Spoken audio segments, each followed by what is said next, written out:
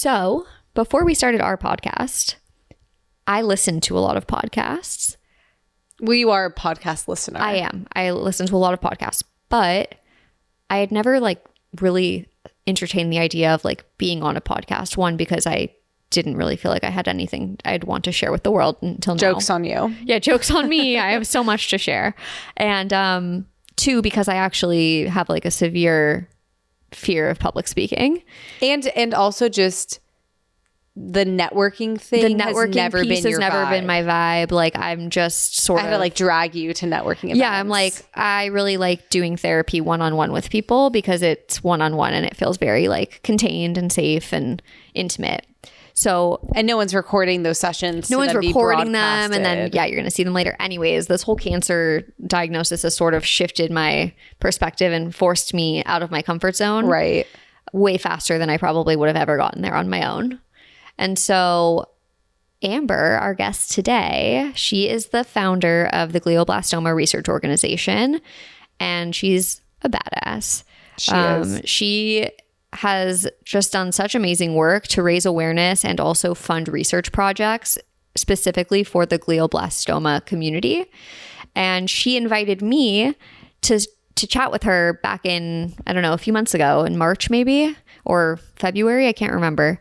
And that was my first podcast episode. And it was legit. You went to a studio. Yeah, I went to a studio and I was like, oh, this is like so cool. And I loved chatting with her. She was so sweet. She saw my TikToks about how I was like into the Swedish candy trend. She went to Soccer Bit, which is, you know, like kind of in the heart of like West Hollywood-ish. Yeah, it's Hollywood, like mid-city, Fairfax area. No one knows what that is.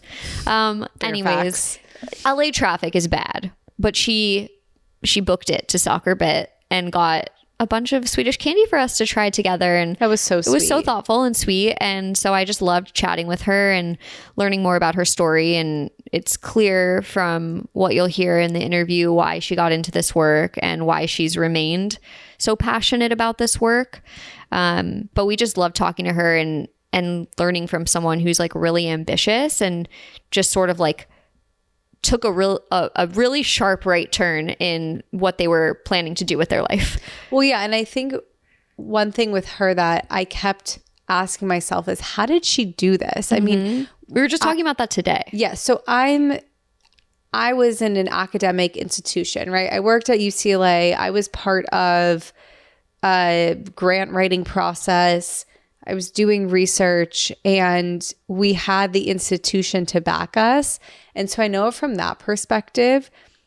But Amber shows us how an individual person can get involved of doing research and trials. And that is just so mind-boggling to me. Yeah. I literally don't know how she did it. And she was also like 21, I think, at the time. Wow. Like she was little. She was. Like fresh out of college, just like, I don't know. It just seems like such a big undertaking, especially while you're like going through your own grieving process and managing all of the emotions that come with that, to like really funnel all of her energy and time and resources into building this beautiful nonprofit that she has today was just really inspiring. Yeah, really, truly remarkable that I'm still trying to figure out how she could have done this. And I think that passion, when you are so passionate about something, that's the driving force. And you can just easily tell that she's so passionate about this. She also makes really great swag. She does. Her merch is so cute. Like her beanies and her sweatshirts, I get compliments on them all the time. So we wore them when we chatted with her, of course. And if anybody is interested, you can check out gbmresearch.org. And you can look up the merchandise and shop all the different things. They have a ton of stuff outside of clothing too, like Lego sets and mugs and all sorts of cool things. So yeah, we just really enjoyed talking with Amber, and it was really cool to connect with someone who's like on the other side of it in the GBM community. Like not being diagnosed, but being like, having been like a caregiver and a loved one of someone who is no longer with us because of GBM. It was just really nice to see how she carries on her dad's legacy. Yep. So hope you enjoy the episode.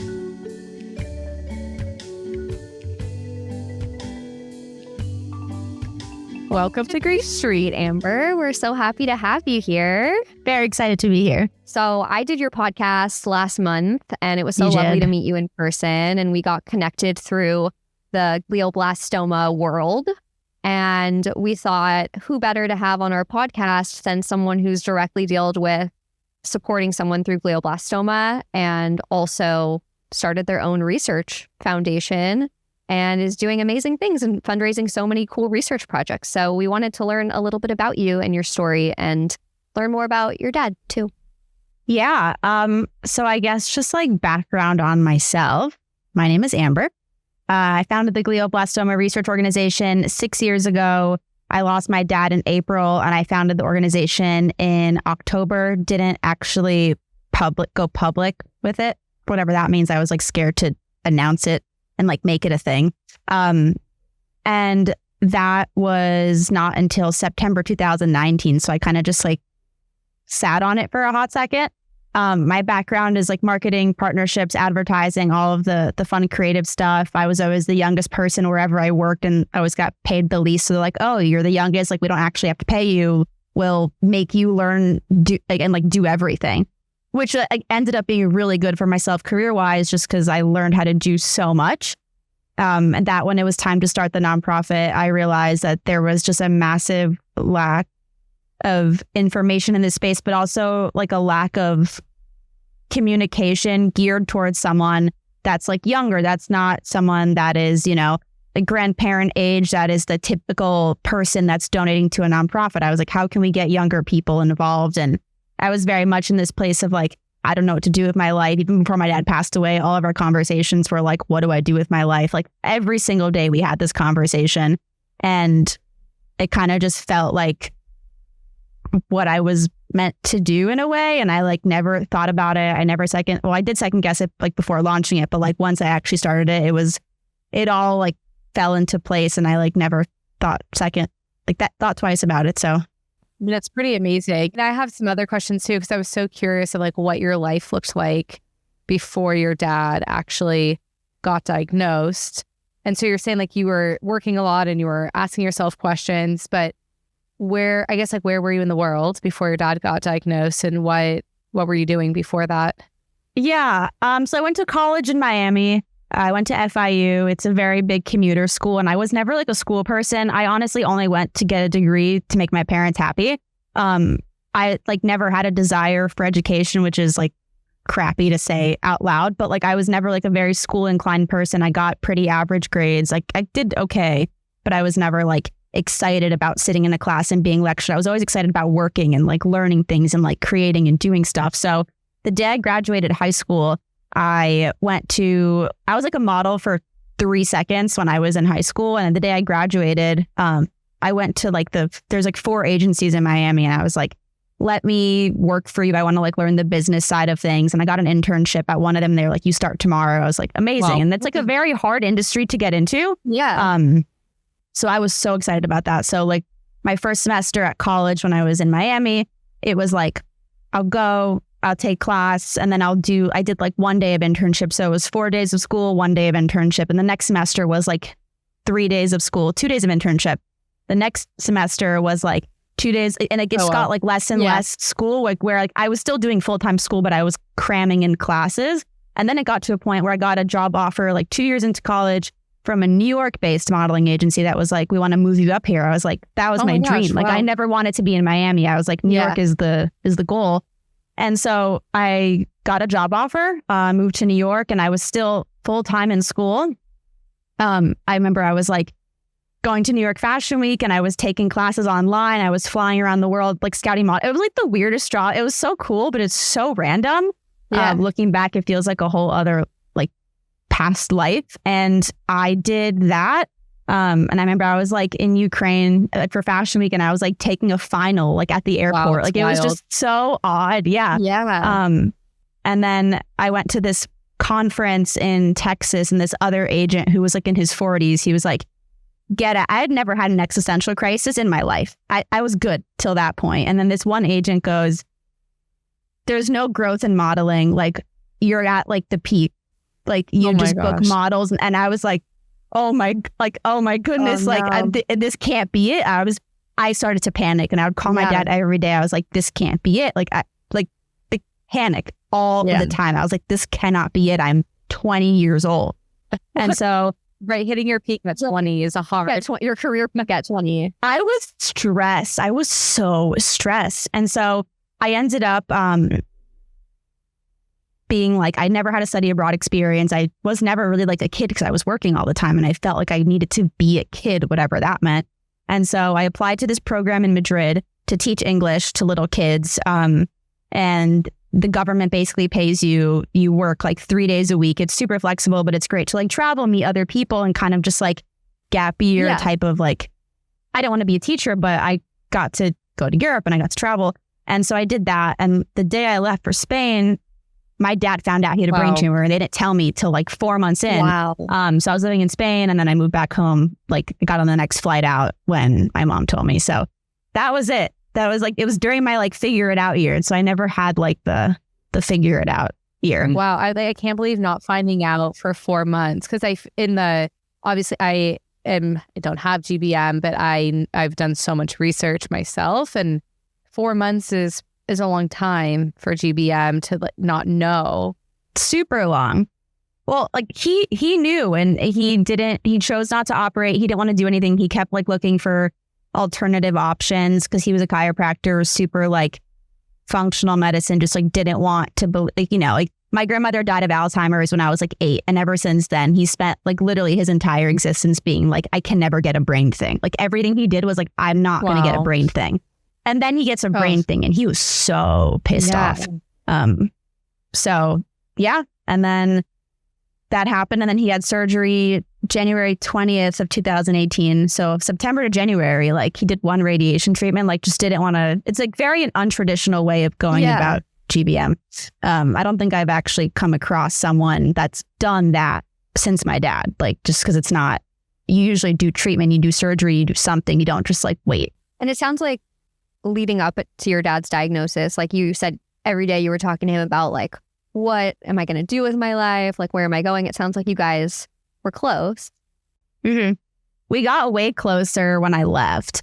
Him and I were like the same person, like extremely stubborn, argumentative, very like opinionated. You know, we were like the same person. So we did not get along great for a majority of my life. Like I was grounded all the time. I would always like argue and talk back. And there's like, he probably should have gone to therapy, like looking back at it now. Like there are a lot of things that I was like, that's probably not cool, you know? Yeah. But he was my dad. And, you know, I feel like I owe a lot of who I am to him as a person. But we became really close. So, you know, we would talk a lot more because like we're not under the same household. So as soon as I moved out, our relationship got a million times better. Like he was always there, like, giving me advice. Like we would always soundboard like business stuff. He was like me where he's always like, I have a business idea, you know? So we got along really, really well once I left.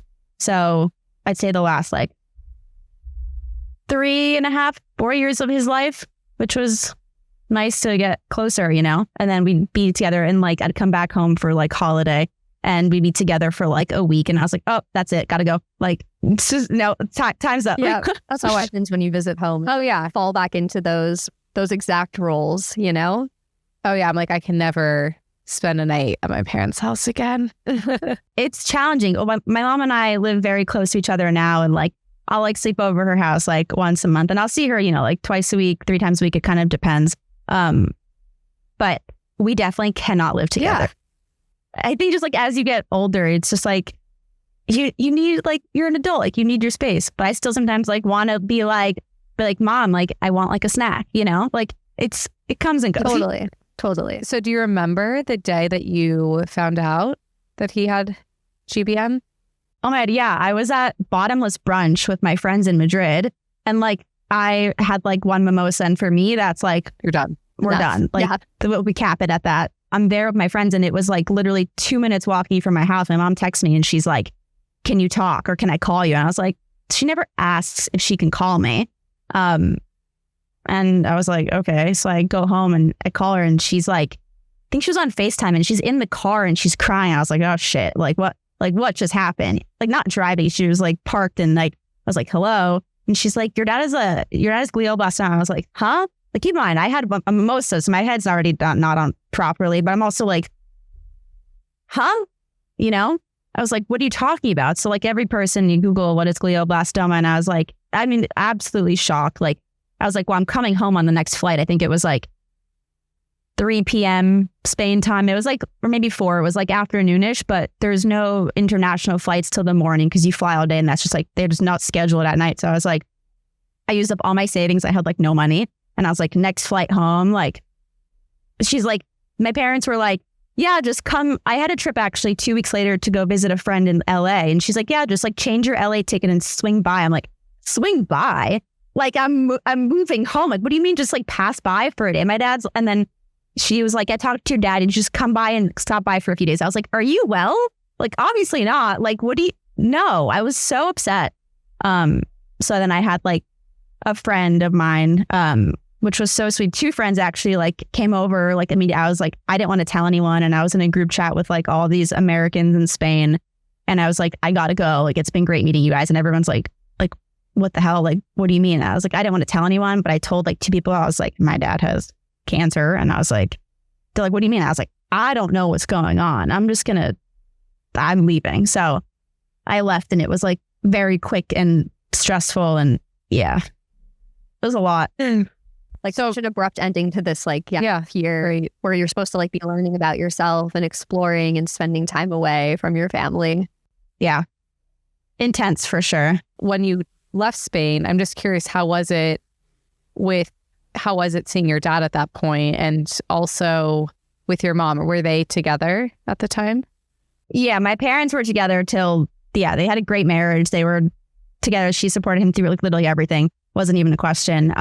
But I got home, I landed, and a friend of mine picked me up at the airport, and he drove me home, and like I made him like circle the block like probably 15 times. I was like, I was scared to go inside because like, you know, it's like my life would have instantly changed the second that I walked through the door. I was like, I don't want to deal with it. Like, you know, so I ended up going inside, and I see my dad like laying on the bed. Like, he was released from the hospital way too early. Like, he could not sit up straight. Like, it was just, I think I don't like his doctor. I've never like mentioned his name publicly, but like, that guy is a POS, like super rude, just like not a good doctor, horrible bedside manners.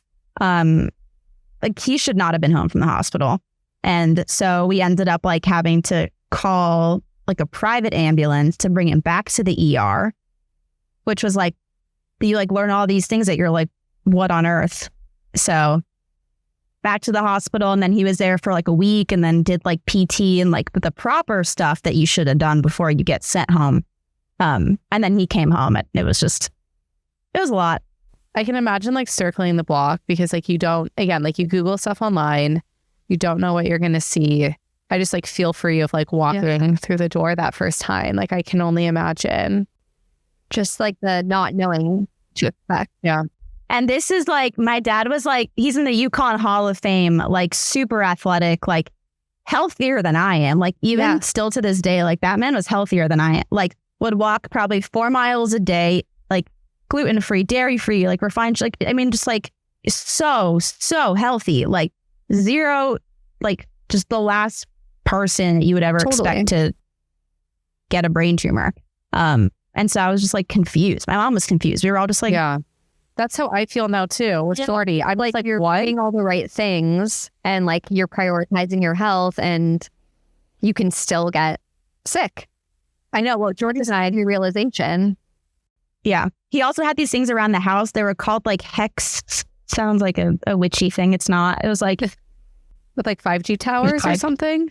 Something like that. It goes in your house, and he had like them everywhere, and it's supposed to minimize like the radiation from like the Wi-Fi and the phone signal, and like he did everything right. And it's just crazy. And it still happens. Oh, he was doing this before. Yeah. Wow.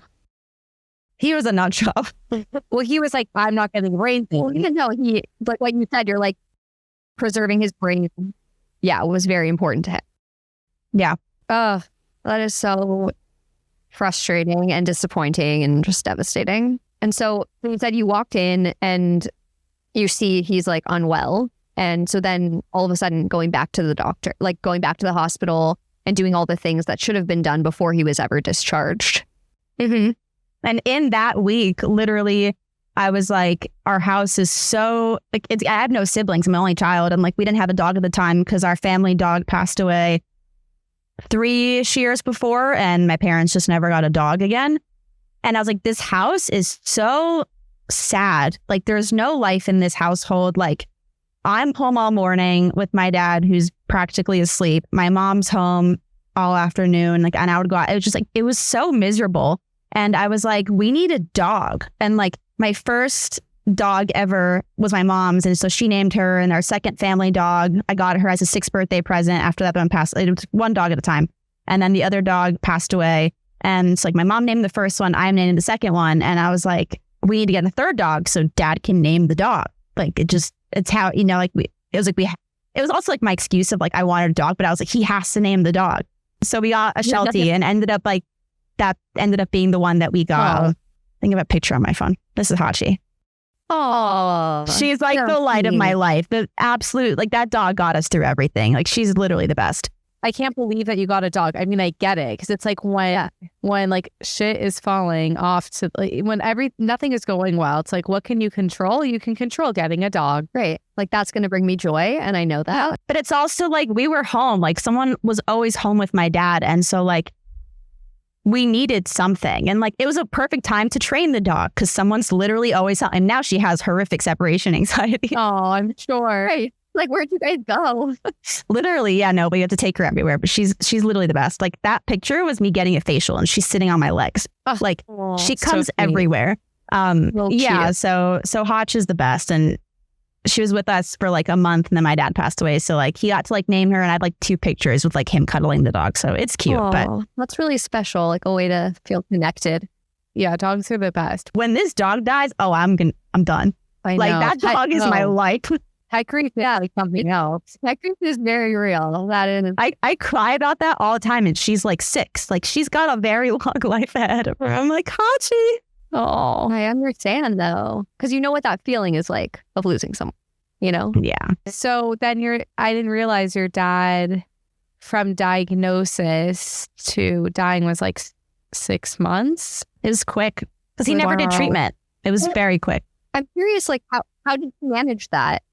How did you manage like his choice in deciding not to do like the traditional treatment? And did you have any feelings about that? Did your mom have any feelings about that? Kind of. Like, it's not my decision at the end of the day. And like, I like very much like my father's daughter. Like, I've said this before publicly, but like, when I was a kid, we were visiting my grandmother that had Alzheimer's in like a nursing home. And nursing homes are like not nice places. No. And we were there. I was in the elevator with him. It was just the 2 of us. And he's like, Amber, if I'm ever in a place like this, like if I'm ever going to a place like this, if I'm ever like unable to be myself, he's like, I'm going to go like this. I'm going to give you like 2 winks. Like, I can't wink with this eye. So just like ignore that. But he's like, he's like, I'm out. I was like, okay. Like, no questions. So you knew where he stood. Yeah. And I was like, you know, it was also like a hard thing because he was very like adamant about wanting to find a natural remedy for this, which is that's its own discussion. And it being so overwhelming, like there's not it wasn't a place for me to be like, you have to do this, because like I didn't know what this was. And so it's like, I was just like, okay, we all like went with the flow. Like, and then it just got to a point where, when you don't do anything, it, you know, starts to affect other things, and it just kind of like declined from there. But it was like, there's nothing that, and like, I guess like we could have changed the fact that he could have done some treatment, and like I know that there might have been a different outcome, like, or at least like a lot more like longevity. I couldn't change the fact that he had gotten a brain tumor. Right. So I was very bothered by that, and like I'm very like, I like to control literally everything. Like I'm trying to change that also. Like it's hard, but like I was very cognizant of the fact that like I couldn't change that he got a brain tumor. And so I was just like, again, it was like a lot really quickly, and I didn't have time to process anything. But I was like, okay, like we're just gonna, like I just went with the flow. Like I don't know. It was a lot. Like I kind of blacked out for most of that period. Right. It's like the treatment didn't didn't mean as much versus the fact that he had a brain tumor in the first place. And he had already done so much, it sounds like, to really prioritize his health that it made no sense. That's why I'm always like with Jordy too, like why, how? We grew up a few houses apart. We had the same type of exposures to things. Like it's not in your genetic history that we know about. So it's like getting the tumor in the first place is a huge loss. Like anything after that, I feel like doesn't maybe matter as much than getting the tumor. Yeah. And it's also like not like, and I'm like very aware of like, it's a control thing, but like anything in my control, like I can try to fix. But like I was like, what? I can't fix his brain. You know, like nothing, like literally nothing that I can do. Like me personally, like, you know, we can find doctors in this, but I was like, nothing that I, Amber, can do myself is going to change the situation. If I have a time machine, like maybe. Yeah. So that it was, I think that like not made it easier, but it helped me be more like realistic and just understanding of like okay, he's got a brain tumor. Like it was less like why us and more like how are we just going to deal with it? Wow. And then thinking to how you went from like thoughts about his treatment and then jumping to him passing away and then you creating an organization. Like how did you grieve the loss of your dad and then jump into making an organization? I grieved the loss of my dad by buying a plane ticket I went to Coachella 10 days after he passed away. I was like, sorry, Dad. I was like, I know you want me to have a good time. Like, I'm not going to sit home and be sad. Like, I had an artist pass to Coachella. I was like, when is this ever happening again? Probably never. I was like, love you, Mom. Going to Coachella. It was fun. Yeah. I mean, like, I wasn't going to sit home sad. Like, I was sad, but I didn't want to like sit in the sad. And then I got a plane ticket and I went to Asia for 3 months and I went around by myself. I made a bunch of friends and didn't deal with anything. And it got my mind off of it. And I got back and I was like, I want to volunteer. I want to do something again, like still in this, like, I don't have a career right now. I've got nothing going on. I messaged like the 2 other nonprofits that were in existence. And I was like, can I volunteer for you? Can I do something? Can I work for you for free? Like literally anything. And no one answered me. And like, it was no thought. I was like, well, I'm gonna start my own. Like, no idea. I Googled like how to start a nonprofit, like zero context. I don't have a background in nonprofit management, like in business. Like I was just like, I'm going to do it. And here we are 6 years later. I honestly, I don't know what happened. Well, it's so impressive. Yeah, I mean, so impressive. There's some like post-traumatic growth is like when you go through something traumatic and then when you recover, but like your recovery is even like higher than where you started. I feel like you being able to be in a position of starting a nonprofit and being as successful as it is just feels like this is post-traumatic growth in a way. And it's just really admirable of what you've done. Thank you. Yeah, it's been an interesting journey. For sure. And I think it's cool that like you realized that when you went to go look for like resources and support that like there wasn't a lot out there. There was nothing. I was like, there was nothing. I was like, what? There's nothing. Like, I don't know how it was like, I cannot imagine finding out in today's like age or like right now, like if you have to figure out what glioblastoma is and it being like it was 6 years ago, like there was literally nothing. Yeah, and your podcast is actually what I listened to when Jordy was diagnosed. I was doing all my own research around like what the hell is glioblastoma, and I landed on your podcast. And those days were really hard for me. And every time I got in the car, I would listen to your podcast, and it gave me so much knowledge that I didn't have and was so helpful. And I was like, oh my gosh, there's a podcast on GBM. It was like just what my heart needed after she was diagnosed and like in the days waiting for diagnosis. And it's just such a helpful resource that you've put together for people like me. Thank you. I'm glad it can help. Like that makes me happy because it's like there are a few podcasts that are out right now, which weren't out again 6 years ago. There's like one before me and then there's been like, I think 2 or 3 since, which are all great. But like, if you think about it, it's crazy. I think in the world, statistically, there's like 1.5 million podcasts and or like now like 1.5 million and one. Like with you guys, like there's new podcasts that come up literally every day, and like 4 or 5 are about brain cancer. Like it's nuts. Out of that many, that percentile, again, I don't know math, like I can't do the math, but like that's a very, very low. No, you're filling such a need, like I think Thank you. what Erica was speaking to is like, I don't know anyone who's gone through this before. And like, I feel alone in this diagnosis and like the uncertainty of it. And like you being able to share people's stories and share your own story and like shed a light on it, I feel like is so helpful and valuable for people who are patients, but also definitely for the supports. Yeah, I think community is definitely like the most important thing, because it's like, again, a couple of years ago, there was nothing. And so honestly, my only driving force behind starting the nonprofit was like, I want to create what I didn't have. And so everything that we do is an effort to like, what did I not have? And it's such an interesting space because there's so little in it. Like even like the new events that we're doing this year and panels, like it's just, that's not happening. And so it's so great. It's unfortunate that people will continue to get diagnosed, but it's so great now that there are additional resources, that it's, again, not like it used to be. Yeah. And I think it's also like your dad died to this, and yet you still put a nonprofit together that wouldn't have benefited your dad, which is also just really impressive that like you're so passionate about it. And just in grief in general, I'm curious, like when do you think about your dad when you're doing this work, and when do you feel close to him? Like how does your dad fit into the nonprofit world that you've created? I mean, like all the time. Like I always think like I started a nonprofit in honor of my dad. Like he like be like, his name is everywhere. Yeah. Like he didn't sign up for that. So I'm like, sorry, like, I'll get yelled at for it one day, maybe, like whatever.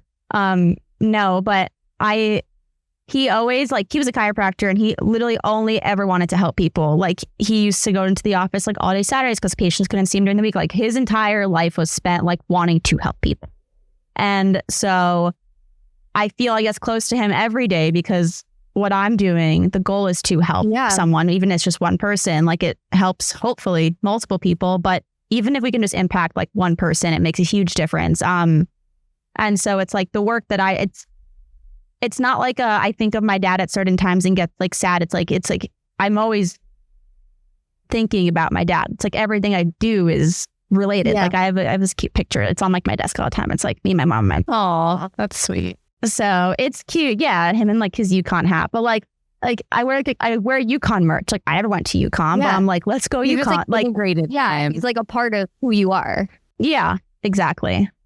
Which is nice, but I'll definitely notice like if I get like really sad about a boy, it's typically like about a boy for some reason, which is like stupid. I'm like, Dad, like, why'd you send this boy into my life? Like, it's just like, but I've also found like, I don't know, like, if I get like very sad, I'll like go to the cemetery and I just like hang out there. It's like very peaceful, but it comes in waves. Like typically around like his like 1 year anniversary, I get pretty sad, but it's like, I think I have a more, again, a different experience as opposed to other people going through grief. Like everything I do is part of grief. Like I deal with this every day. And so it's not like I'm removed from it. Like I chose to make this what I do with my life. And so it's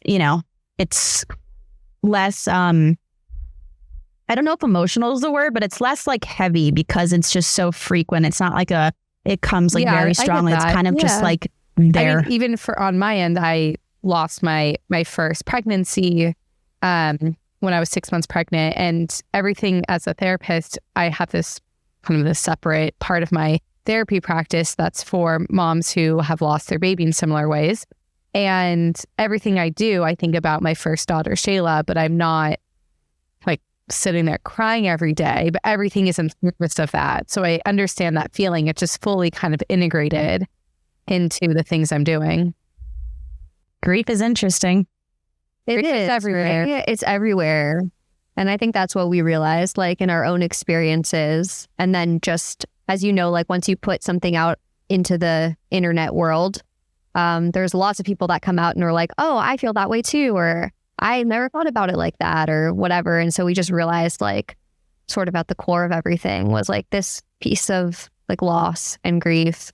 And I think it's so cool what you've done with it, in that like your dad modeled for you what it looks like to like give back and like be of service to other people. And now in honor of him, you're able to do that. And so like, even though there's grief in it, there's also like joy and like helping provide services to people that like you didn't have when you probably really needed them. It's so funny though, because when I was a kid, like my parents were always like I was working in fashion. Like I was never like I want to give back. I was never like, I don't want to give back, but I was never like a part of my personality. And it's just, my mom says it all the time. She's like, your father would be like, like, she's like, you'd be proud, but she's like, you did not turn out the way we expected you to. I was like, thanks, Mom.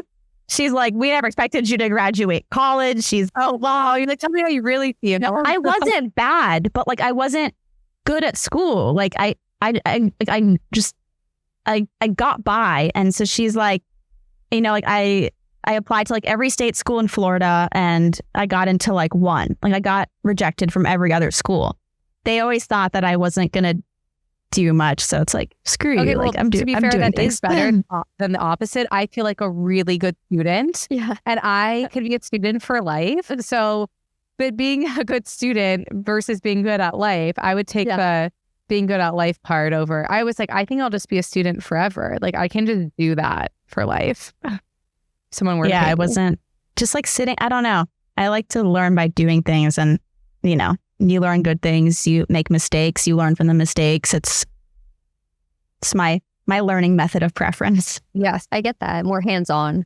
And I feel like going back to what you were saying about the post-traumatic growth, like that's it exactly. Your experience and your grief actually led you to a place that you didn't even know, and the people that know you best didn't even know was possible for you. But even still to this day, my grandparents are like, when are you getting a job? I'm like, guys. What? They're like, so we're not what I'm doing. They're like, your cousins have a 9 to 5. And I'm like, yeah, that's not. I'm like, guys. Not the definition of success. Yeah, exactly. Okay, well, can you tell us about the organization a little bit more? Yes. So the nonprofit, again, I'm not a doctor. And so in my mind, I was like, we need to fund research, because how are you going to find a cure without research? Like just normal person thinking like you need to research things to find a solution. So the purpose of the nonprofit, you know, it's a 50-50 mission. 50% is to raise funds for glioblastoma research. And the other part is to raise awareness. And I think that's like in an effort to create like campaigns or social media, the podcast, like different events, just creating awareness, all the merch that we're all wearing today, like just be able to do different things and create what's needed in the space. So that's kind of the goal. We've officially funded 8 research projects, which is super exciting. We are launching one tomorrow.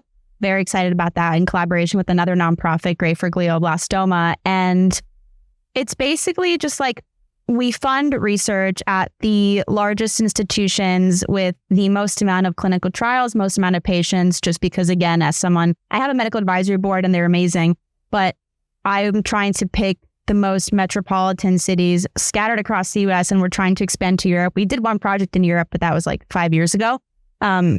Just to be able to have the greatest impact possible. And so that's about the research that we're funding. We've been able to donate over $425,000 to research, and you know, every year that's growing, which we're very, very thankful and excited about. All the money that is donated has been literally through crowdfunding and through the community. We've done 0 formal grant applications, and we've raised over like 1.2 million, which is absolutely insane. Unreal. It's like, yeah. So, and we get a lot of questions of like, how do you do it? It's like my background's in social media. And so I think that attributes a lot to the growing success digitally for the organization. Yeah, I mean, you guys are just doing such amazing things. And I'm wondering for you, like you were saying, there wasn't a lot of support or a lot of resources when you were going through this. What did the support look like your actual tangible support, like in friends, family, as your dad was diagnosed, and then in these years grieving the loss of your dad afterwards? I honestly lost a bunch of friends when he got diagnosed, because I was like, hey, my dad has brain cancer. They're like, oh, like, bye. You lost friends? Yeah, it got really awkward. People, they didn't know how to talk to me. Wow. Yeah. they just like didn't know how to like relate to me. I had a few friends, like I've had a core group of friends during like throughout my life. I've always had like scattered friends. I've never had like a squad in the same place. It's like I have my best friends in LA, another one's in Chicago, one's in Seattle, and one's in New York. Like everyone is all over the place. And so those friends have always been there for me. I had some friends come back into my life after he passed away that were like childhood friends that we got into like an argument, and my dad would have been like, apologize for whatever. Like there's no reason you should be like arguing with like your lifelong friends. And so I had friends that came back into my life after he passed away when I, got over my ego a bit. But I've always had like a solid core of friends. My whole family mostly is like New York, New Jersey. And so it was like my mom and my dog. Like that was really the core of it. And then me just like traveling a lot and meeting new people and not really talking about it, but just like trying to live and like feel like alive in that sense. Like, he had passed away, but I still wanted to like live life. Yeah, because you're here and you can. Right, exactly. That's so terrible that you lost. I mean, I just think about secondary losses of grief. It's like you lose your dad but I just can't really fathom that people are like, peace out. I mean, I know it happens, but that's just so terrible. Yeah, this one girl was like, I was like, hey, I want to get coffee. I was like, kept like trying to hang out with her. And she's like, are you, I kept like trying to like make plans with her. And she's like, you're being so annoying. She's like, literally, I don't know why you feel so entitled just because your dad has brain cancer. I was like, literally never speak to me again. I have not spoken to her since. Wow. Yeah, no. And I was like, well, it shows you also like who your real friends are. Like, of course. Unnecessary. Yeah. So I think, going through struggle and grief and loss, like it shows people's like true colors and who they are as people. So it kind of sucked in the moment, but now I'm like, that wasn't a good person. But you're grateful that that person probably isn't in your life because they don't know how to be there for you. Right. Exactly. Yeah. So, but it's also taught me like how to be there for people who now go through loss, because at some point we all lose people, but I feel like I was one of the first in my friend group to lose someone. My best friend's dad actually passed away a couple of years before, and I didn't really know how to be there for her, but I like took the next flight home and I just like sat with her. But it kind of gave me a better understanding of like life and death and how to just like support people whenever they're going through something.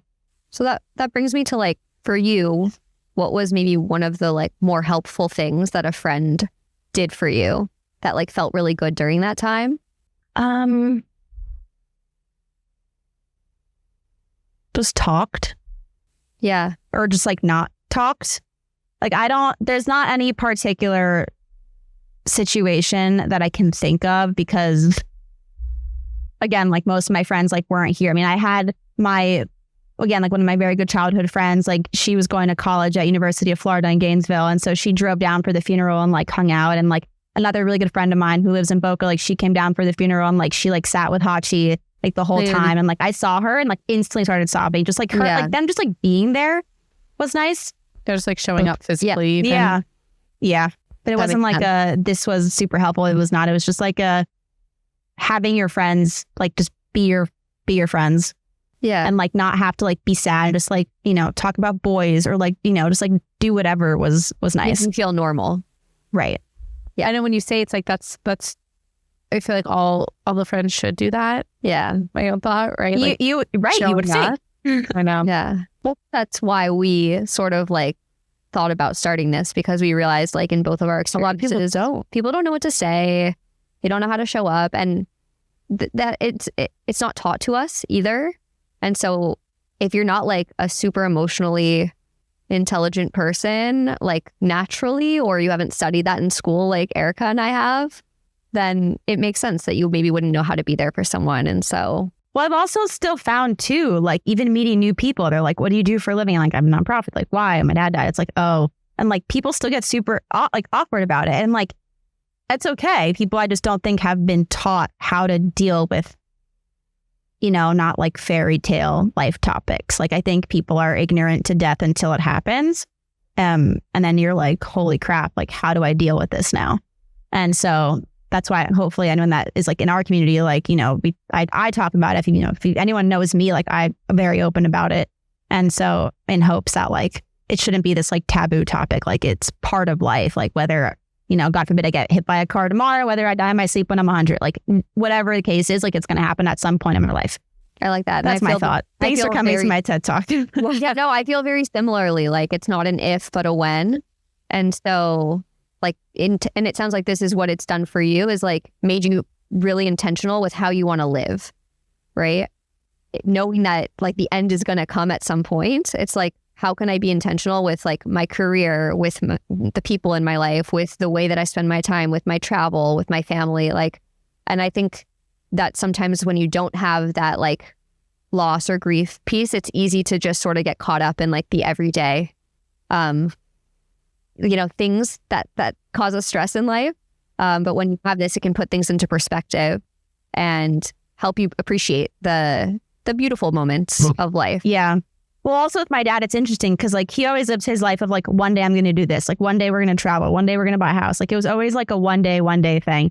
And that like gave me anxiety. I was like, I don't want my life to be a one day thing. That's why I went to Coachella. Yeah. That's why I got on a plane. That's why I last week. Yeah. That's why I went to Japan last week. Like, exactly. And it in the beginning, it was a little too much where I was like, like I'm going to die. I should just do whatever I want. Like, okay, that's not reality. And that's not how you should stably live your life. So we're out of that phase, which is good.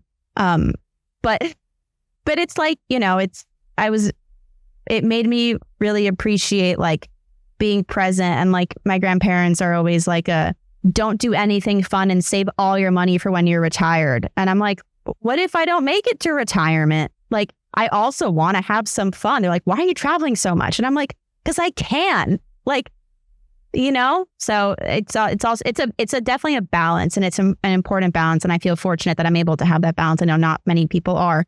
So it's something that I also am like cognizant of. But I think everyone is just being able to live how you want to live, but make sure that like you're still living, I think is really important. What I feel like that kind of leads into one of the last things that we wanted to ask. I want to know like what yourself, like Amber right now sitting here with us, would want Amber in the lowest moments of like dealing with your dad's diagnosis and his death to know. Like, what would you tell yourself if you could share something? It's a good question. Yeah, I feel like it's a big question. It is a big question. You'll be fine. I know it sounds like so taboo, but like I was always like so worried that like things wouldn't work out, and that like I still do feel like when things are very stressful, like it feels very, very heavy and intense, and it feels like the world is ending. And then, the couple of days move on, and like reality hits, and you're like, oh, that was just like anxiety. Like, I think I was always very worried of my ability to like get through things, because I could not see a light at the end of the tunnel. But I don't know. I think I would just be like you will be okay. Like at the end of the day, like there are things that you have to deal with and challenges you have to deal with, and there's struggles that come up, but like you will be okay. Just that reassurance that like you're gonna get through it. Like it's gonna be hard, and then you're gonna wake up tomorrow. Well, because when you're in it, like you feel like sometimes things feel so heavy and so extensive. You don't feel like it's hard. Like it's hard to be like, things are going to work out. Like, why is this happening? But I tell myself that everything happens the way it's supposed to, which is, I don't really believe that sometimes. Yeah. Again, it comes and goes, right? Like, but like you will still be okay. Totally. And I think when something like big happens, like you lose a parent to something super rare, like it shakes your sense of what is possible, right? And like in a not good way. And it does make it feel hard to like know if things are going to be okay. And it's like, now you have proof that you're okay, but you didn't know that then. It's like looking back on the last 6 years, it's like, look what you've gotten through. Like, it's also crazy though, because after my dad died, my grandfather was still alive, my dad's dad. And my dad died on April 3rd. My dad's birthday was April 30th. So he would have been 66 or 67. He died at 66, would have been 67. And my grandfather was like 97. And so my grandfather was so upset that the day after my dad's birthday, he passed away. So it was like dad, a month later, grandfather. And then a month later was my grandmother's sister. So my great aunt. Yeah, it was like, and I was terrified. Like, and I was like waiting the 4th month, and I was like, oh my God, who's going to die? I was like, Mom, please don't die. Like, I was like, it was just, I was terrified, but thankfully, no, knock on wood, no one's died since. So It's been a lot. Yeah. So this month, this is a heavy month for you, April. Oh, I didn't realize it till I just looked at the calendar. I was Yeah. thinking you said April 3rd, April 30th. Yeah. I'm like, we're mid-April right now. And I guess one of my last sort of questions for you is like, how do you feel close? It sounds like every day you feel close to your dad because of the work that you do. But are there any like specific things that you do or any specific rituals, celebrations, places that you like to go or things to think about that make you feel like connected to your dad? I wear my Yukon merch. Yeah. That makes me feel very connected So you with must have him. been stoked that they won March Madness. Stoked. So excited. It's funny because like I'm still not like close, but his college roommate will still message me every year on his birthday and on his death anniversary. And he's like, his name's Gerb, that's his last name. But he'll always text me like basketball emojis and then he'll be like, Yukon won. Like, so it's like, that's really nice, you know? So definitely with like anything Yukon and like basketball related makes me feel close to him. My mom and I on his birthday will always like go to like lunch and like get like a little dessert and like light a candle. And then everyone's like, who's the candle for? We're like, why are you asking questions? Like, don't ask. Where you're like, you really want to know? I tell you. Sure. Or you might want to leave the table after we tell you. Well, thank you so much for sharing your story and sharing a piece of your dad with us and the amazing work that you're doing with the Glioblastoma Research Organization. I would love for you to just like share with our listeners where they can find you, how they can get involved. We're obviously, if you're watching this, we're wearing some very cute merch. Yep. So, you know, if you want to look cute and also donate to a good cause, you can do that. So I'll let you take it away. Yeah. So anyone that wants to get in touch with the organization, we're on social media at Glioblastoma Research, anywhere online, gbmresearch.org. Our podcast is Glioblastoma, aka GBM. We are the silver brain with the white background. You can't miss us.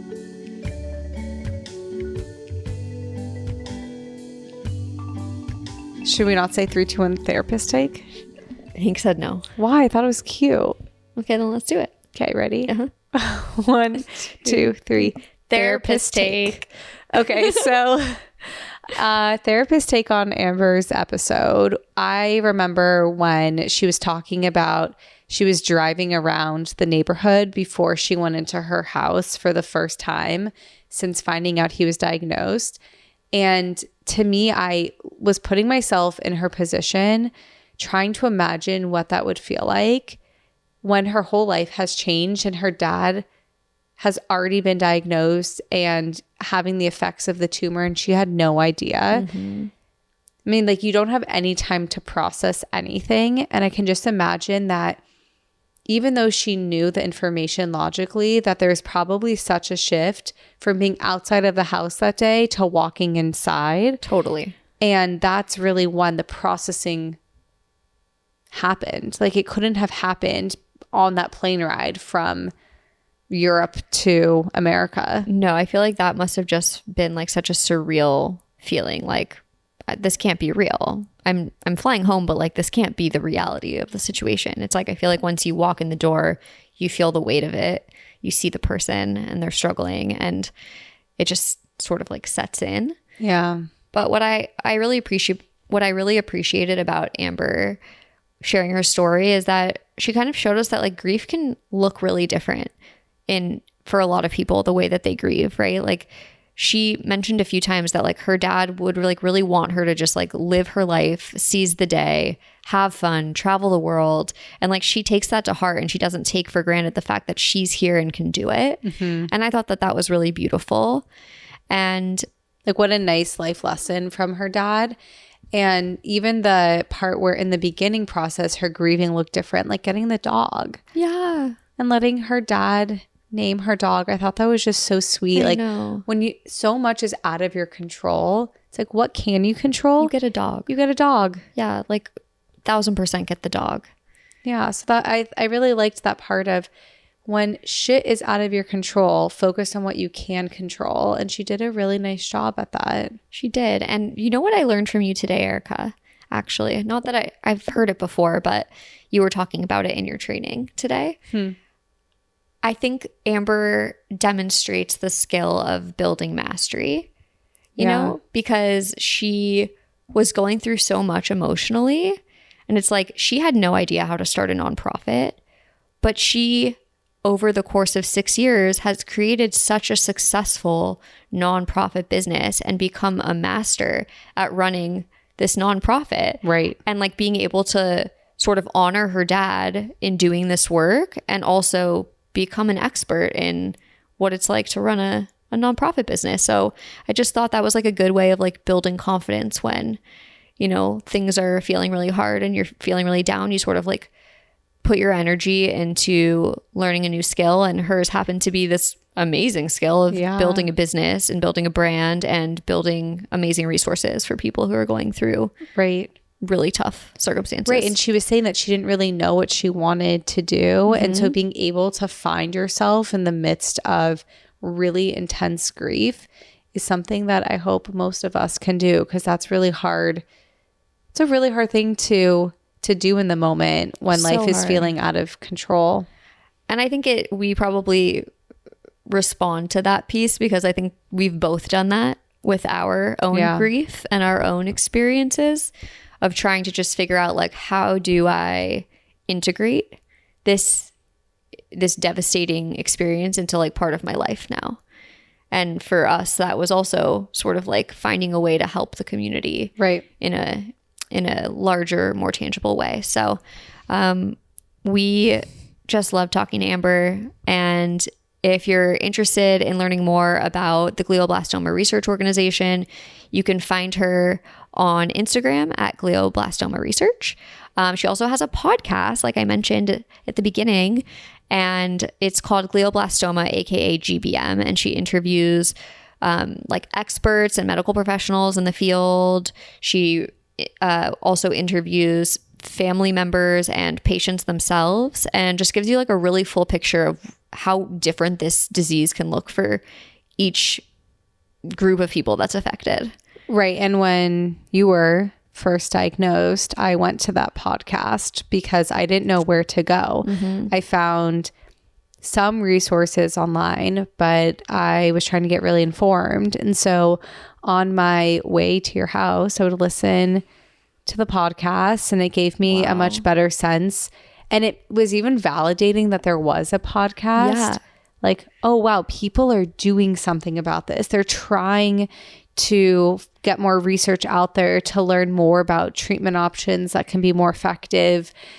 What is GBM? What's the standard protocol? Like all of these things I learned from her. So I'm very grateful that she took this as an undertaking. Me too. And I think that's like the whole point of all of this, right? Like, we're here in San Jose recording your series that you're going to release to parents who have had to terminate for medical reasons or are in the midst of it. Because you found yourself in a position where you were looking for resources and couldn't find them.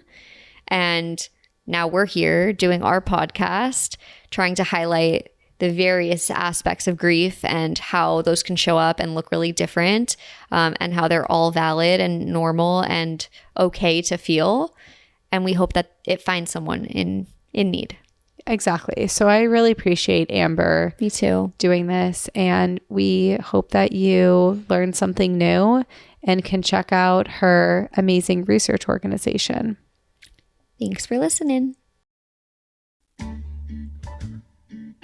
Thanks so much for listening to Grief Street. We put out new episodes every Monday. If you'd like to support us, give us a follow on Instagram and TikTok. Also, subscribe to our YouTube channel to find the video version of our episodes. Please subscribe wherever you listen to your podcasts and give us a 5-star review. We would love to hear from you and get some feedback. If you'd like to contact us, please email griefstreetpodcast@gmail.com or leave us a voicemail at 508-474-3378. That's 508-GRIEFST. Our theme song is Hepcat Jive, courtesy of purpleplanet.com. We'll see you next time.